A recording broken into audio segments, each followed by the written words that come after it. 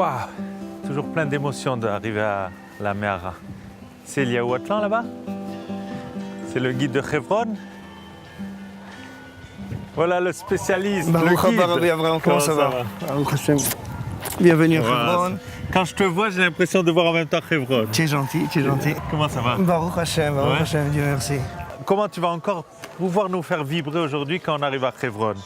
Regarde, la vérité, j'ai pensé à qui était destiné ce film. Ben, il est destiné à des juifs comme nous qui vibrent à chaque fois qu'on leur parle de Hebron. J'en suis sûr. On va se lâcher, on va dire tout ce qu'on a sur le cœur et on va avancer. Tu vas nous dire exactement où sont les endroits où on peut prier le plus fort pour que ça se réalise. Avec l'aide de Dieu, en tout cas pas au milieu de la route. Eliaou, imagine, voilà, c'est la première fois que j'arrive à la Me'arat Marpella. Où c'est qu'on doit aller d'abord? Est-ce qu'on doit directement aller vers les escaliers et se diriger vers les caveaux des patriarches? Qu'est-ce que c'est la 7? J'ai entendu la 7e pierre. Où c'est que la c'est 7e marche? Septième marche. On va se diriger vers cette 7e marche. Les Arabes sont de grands guerriers. Ils sont originaires d'un pays désertique et au fur et à mesure de leur conquête, ils vont prendre possession de pays très très riches et d'une certaine manière, ils vont s'embourgeoiser. Et l'Empire musulman a besoin d'une armée forte. Alors on va faire ce qu'on appelle, je crois que c'est devenu un mot en français, des razzias. On va faire des raids et on va capturer en Anatolie des jeunes Turcs qu'on va élever dans l'islam et dans l'art de la guerre. Et on va les appeler Mamelouks. Mais alors quel rapport les Turcs et la 7e marche? Le monde arabe a du mal à les accepter. Alors qu'est-ce qu'ils vont faire? Ils vont essayer de donner un dédommagement aux Arabes. Et comme ils ne sont pas intéressés à lever le groupe ethnique arabe, ils vont permettre aux Arabes d'abaisser d'autres groupes ethniques, c'est-à-dire que les Juifs et les chrétiens. Et ils vont décider que Hebron est beaucoup trop sainte pour qu'on puisse laisser encore les Juifs venir à Hebron, ou les chrétiens. Alors, les chrétiens, du fait qu'ils sont incirconcis, ils n'ont même plus le droit de rentrer à Hebron, mais les Juifs, on va leur faire un prix d'amis. On va les laisser venir jusqu'à la 7e marche. 700 ans, elles ont laissé leur empreinte, et les marches, elles étaient adjacentes comme ça à cette partie de la paroi, et là on voit la trace de l'escalier. Vous voyez? Quoi, tu veux dire que là, on est à la 7e marche? Là, on est exactement à la 7e marche. Et les Juifs ont sanctifié cette 7e marche de leurs larmes. Pourquoi? Parce que lorsqu'ils arrivaient ici, et que l'accès de la Me'ara leur était interdit, alors ils ont concentré toutes leurs prières. On est et là, plus près d'Abraham, de Yitzhak? De Yitzhak. Là, on est juste en face du caveau de Yitzhak. Ah. Okay.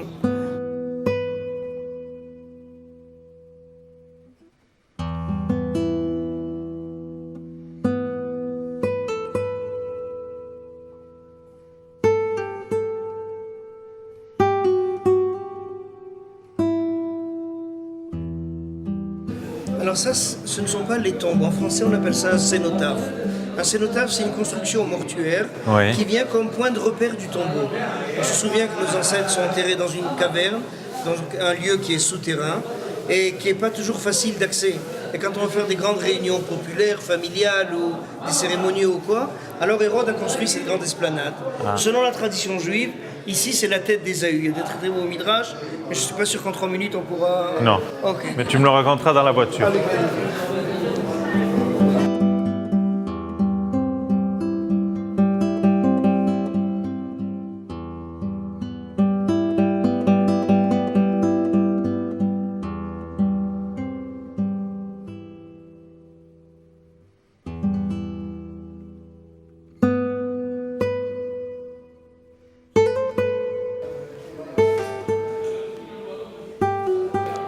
Mais j'ai quand même une question. Qu'est-ce qui fait un palmier au milieu de cette ambiance particulière? Écoute, c'est une question extraordinaire et ça montre que tu as une grande intuition. On a mis un point d'honneur à mettre ici un signe. Ce signe, c'est le palmier. Vous savez que aussi bien dans l'islam que dans le judaïsme, on a une certaine réticence vis-à-vis du culte des morts. Il y a 2 tombeaux que la tradition juive exige de nous une grande prudence. C'est le tombeau de Moshe Rabbeinu. On sait où il est sans savoir exactement où il est. Et c'est le tombeau de Adam Arishon. Le choix d'Abraham de choisir cette caverne, c'est précisément du fait de la présence de Adam et Chava. Ici serait le tombeau d'Adam? Ça serait le cénotaphe. Le cénotaphe. Le cénotaphe de Adam et Chava. Eliaou, on a vu des monuments, on a vu notre histoire, nos racines. beaucoup de touristes, beaucoup de gens qui viennent prier. Il y a quelque chose quand même qui me dérange. C'est pas ça la vie. Où elle est la vie? À Hebron. Alors on vient juste visiter, juste prier? Juste une page d'histoire. Oui. Alors voilà, Hebron, comme tu viens si bien de le dire, ça vient du mot lechaber, chibour. Et on va voir que notre histoire, elle est mechouberet, elle est reliée à notre actualité aujourd'hui. Et maintenant, je vais te prendre dans un endroit formidable, un endroit qui est plein de vie, qui est plein de jeunes. Ce sont des jeunes giborim, des jeunes talmidei chachamim. Ah oui? Je te demande de me suivre à la yeshiva Shavei Hebron.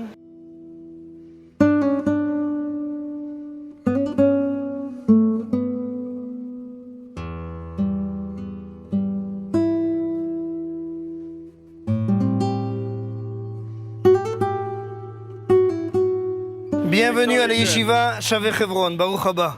On rentre. Ah, je voulais de la vie, en voilà de la vie. Voilà, la guitare, le téléphone, tout est là. Alors tu vois, Abraham, ici on est arrivé, moi j'appelle ça le joyau de Hebron. Jusqu'à présent, on a fait du passé, on a fait le Hebron musée. Et aujourd'hui, pour montrer que justement, c'est pas un musée, et qu'il y a une continuation, et qu'il y a tous les jours des gens nouveaux qui viennent ici, on voit ces Bachori Yeshiva qui viennent ici, qui habitent aujourd'hui toute l'année à Hebron.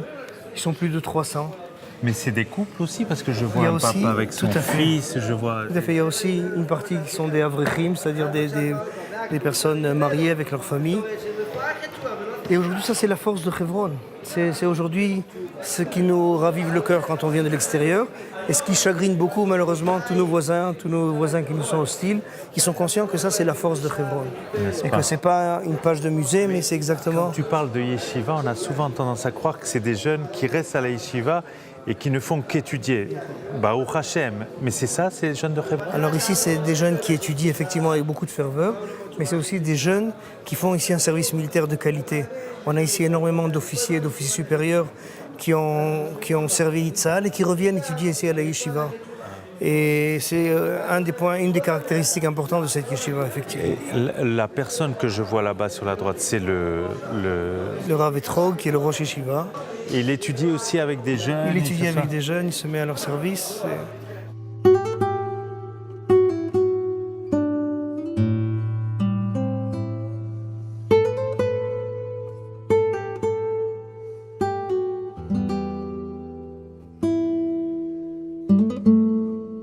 Eliaou, là, c'est pas au guide que je parle.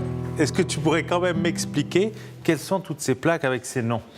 Regarde, je crois comprendre que ces plaques, ce sont des gens qui sont venus ici et qui ont compris qu'ils ne pouvaient pas partir de ce lieu sans laisser quelque chose, sans assurer leur soutien, leur identification, leur ribour, peut-être c'est le mot, ce lien avec leur passé, avec leur avenir, avec la vie juive. Et donc, Alors, grâce à ces familles-là, la yeshiva est en place. la yeshiva est en place, la yeshiva prospère. C'est un miracle, ça fait peut-être 20 ans qu'il n'y a pas eu de nouvelles constructions à Hebron. Ça faisait très très longtemps que les ministres de la Défense d'Israël, par excès de prudence, empêchaient toute construction ici à Hebron. Aujourd'hui, Baruch Hashem, la yeshiva, le joyau de Hebron, est en train de construire, de se développer, grâce au permis que ce même ministre Ehud Barak a donné. Qu'est-ce qu'on attend? On attend peut-être la venue de plus de juifs, plus de personnes qui viennent nous soutenir et de construire avec eux et de remplir ces nouvelles constructions ici à Hebron. Eliaou, j'ai passé un moment extraordinaire. Bon, Je suis sûr qu'eux aussi ont passé un bon moment. Avec l'aide de Dieu. À la Et on leur prochaine. dit à la prochaine à Hebron. Bien sûr. Les Yitraot.